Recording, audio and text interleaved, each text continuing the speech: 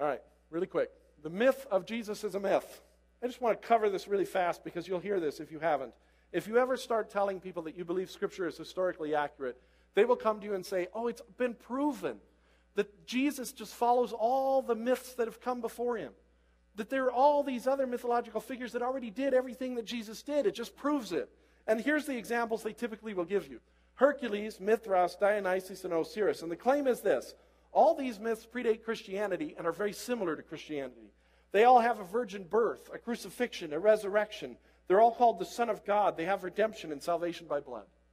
And they'll tell you, see, this just shows that the Christians simply borrowed from myths that already existed. They borrowed these elements to make Jesus appear to be something more than he was. That's a very interesting argument. It just happens to be 100% fraudulent. It's completely false. But how many of you have read about Hercules, Mithras, Dionysus, or Osiris enough to know it's false? Me either. I had to look it up. But look, here's the truth. None of these stories have virgin births.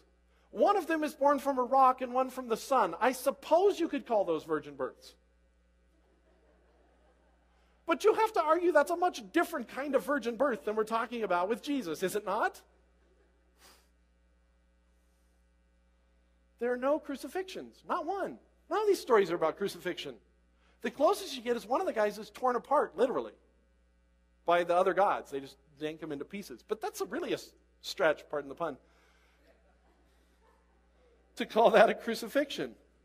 There are also no resurrections. You do have in a couple of these stories a God who is rendered sort of powerless and then comes back to life, but he's a God.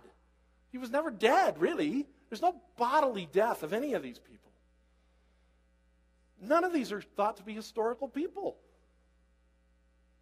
There's no redemption. None of these stories are about redemption. None of them. Hercules didn't redeem anybody. Osiris doesn't redeem anybody. Dionysus doesn't redeem anybody. Mithras doesn't redeem anybody. There's no salvation by blood. None. It's not in the story. When people tell you these stories are the same, you just say, prove it. Because they're lying to you. They're not the same. They're totally, completely different stories, which bear almost no relationship to Jesus. Now, there's one caveat I will make about Mithras. Mithras, there's some documents and some things about the cult of Mithras that do talk about him at one point slaying a bull.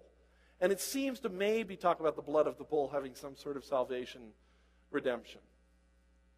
The problem is, these documents are all post-Pauline. They all come after Paul.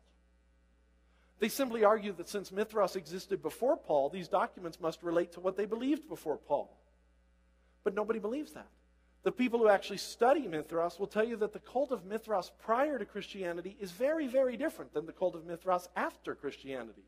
And why? Because the cult after Christianity borrows Christian elements for its cult. So who borrows from whom?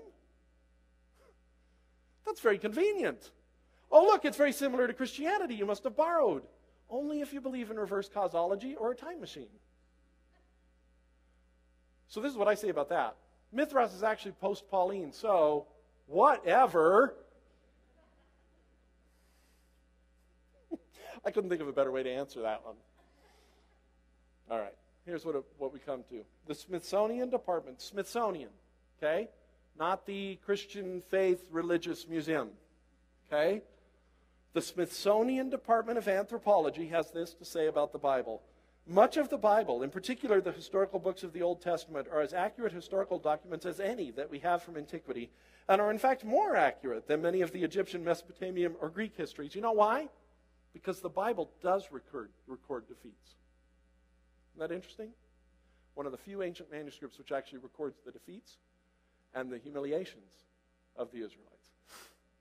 Nobody else does it. These biblical records can be and are used as are other ancient documents in archaeological work. For the most part, historical events described took place and the peoples cited really existed. This is not to say the names of all peoples and places mentioned can be identified today, or that every event as reported in the historical books happened exactly as stated. This is a far cry. See, the thing is, only the people who aren't archaeologists run around saying that there's no archaeological evidence for the Bible. People who are archaeologists use the Bible to help them find what they're looking for. You understand that? And the Smithsonian Institute says, yeah, that's appropriate. That's what you ought to do. Because it's that reliable. It's that solid. All right, so what? So what does it matter if these things happen or not?